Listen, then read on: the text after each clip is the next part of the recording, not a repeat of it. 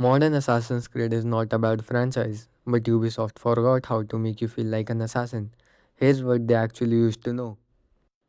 Before we start, I'm not here to say old games are better, like every other nostalgia beater. I'm here to say something specific. Ubisoft built mechanics in the early games that were asking you to think, to plan, to be patient, and then they threw them away. Three mechanics, that is all. Three things. If you understand these three things, you'll never look at Assassin's Creed the same way. Let's start. The first mistake people make when they talk about old Assassin's Creed games, they say the stealth was basic. It wasn't basic, it was asking you something modern games never ask. In Assassin's Creed 1, you disappeared by sitting on a bench, by walking into a group of monks, by blending. Basically, hiding, not by putting your hood on. Nobody talks about this. Everyone talks about combat, but the combat was never the point. You are an assassin. Your job is not to be seen. Here's what was genius. The game gave you a crowd, it gave you routes, it gave you timing, and it said, use all of these together. Modern AC. You have a cloak skill. Press a button, you're invisible. That is not stealth, that is a cheat code with a cooldown. In Assassin's Creed 1, if you ran, guards noticed. If you pushed civilians, guards noticed. If you climbed in front of people, guards noticed. The game was watching how you moved through the entire world, not just whether you were close to a guard. That's actually good game design. It was making you think like an assassin, not just play like one. Second thing, and this one people forget completely. In Assassin's Creed 1, you could not just walk up to a target and kill him. You had to earn the kill. You had to pickpocket, eavesdrop, interrogate, build a picture of who this person was, where he would be, why he deserved to die. That is what an assassin does. You study, you wait, you execute. Modern games give you a map marker. Target is here. He's standing here. Go. At that point, the target might as well text you his live location. That is a mistake. By the way, if you are finding this useful, hit the like button. Unlike the modern Assassin's Creed games, I am not going to put a giant objective marker on it. But it's there if you want it. Not because map markers are bad in isolation, the problem is what they replace. When you finally killed that Templar in Assassin's Creed 1, you knew who he was, you knew what he had done, you knew why he had to die. You had spent 20 minutes watching him from the rooftops, listening to conversations, piecing together clues like an actual assassin. By the time the blade went in, the mission wasn't just another objective on a checklist. It was the payoff to an investigation. The kill meant something because you did the work.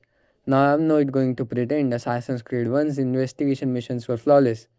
They were repetitive, sometimes painfully so. Ubisoft was absolutely right to improve them. But that's the thing. They didn't improve the system, they removed it. Instead of asking, how do we make this deeper and more varied? They asked, how do we get the player to the assassination faster?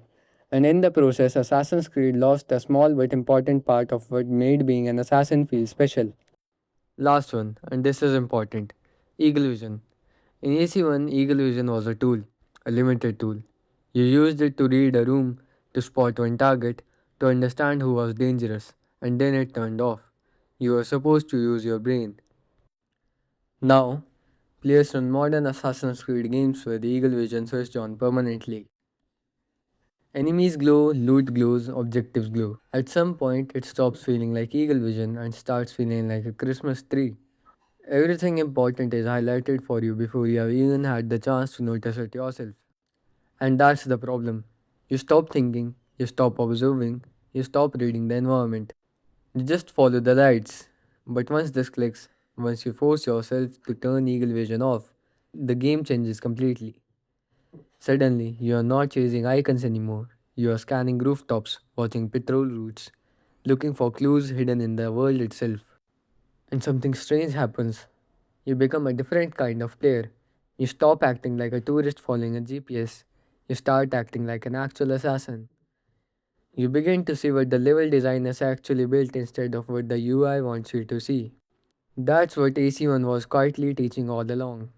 It wasn't just building missions, it was building a player who thinks like an assassin. Somewhere along the way, Ubisoft forgot what the point was. Three mechanics Social stealth, the investigation system, Eagle Vision as a tool, not a wall hack.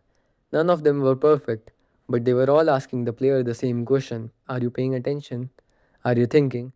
Are you playing like an actual assassin? That's what Ubisoft forgot. Not the graphics, not the parkour, not the bigger maps. The question. Because the moment the game stops asking the player to think, it starts turning them into a passenger. And Assassin's Creed was never supposed to be a sightseeing tour, it was supposed to be an assassination. If you agree with what I have said, hit the like button and subscribe. And if you disagree, subscribe anyway. I'm not saying that's the assassin thing to do, but it's the correct thing to do. And while you are down there, tell me in the comments which mechanic do you miss the most: social stealth, investigations, or the old version of Eagle Vision, because I have a feeling a lot of you are going to give the same answer. Thanks for watching. I'll see you in the next one. Bye bye.